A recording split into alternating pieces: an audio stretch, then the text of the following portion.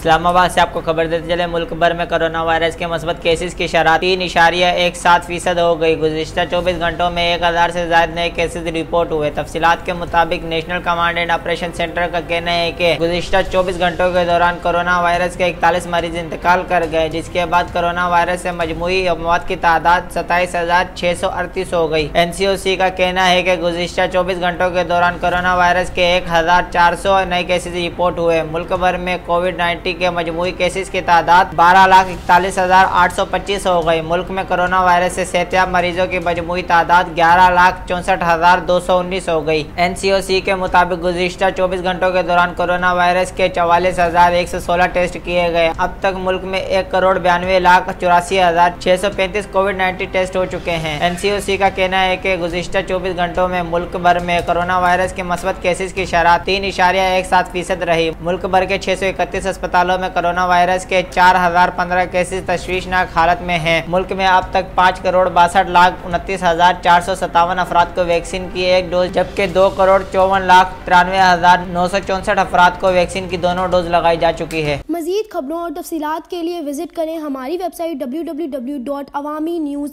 hd.com۔